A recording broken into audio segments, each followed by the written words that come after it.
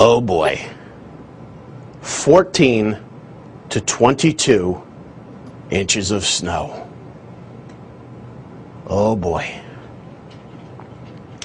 Well, I'm AccuWeather.com meteorologist Jim Kosek. Our paralyzing, crippling, record-breaking storm comes today! Road closures, flight cancellations in the hundreds, power outages by the tens of thousands, maybe hundreds of thousands.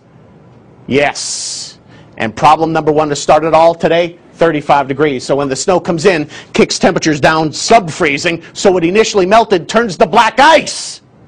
That's only one problem. Problem number two, 14 to 22 inches of snow! Winding down Saturday afternoon. Tertiary problem? Yeah, I've been reading the dictionary. Blowing and drifting! Oh, 3, 4, 5 feet drifts!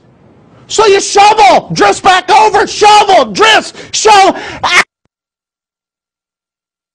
Ah! Could I get a one-way ticket to New Orleans? Sun comes back Sunday, Monday. Listen, I love crab cakes, but we could replace it with jambalaya. More snow showers later Tuesday. I'm meteorologist Jim Kosek. Oh boy.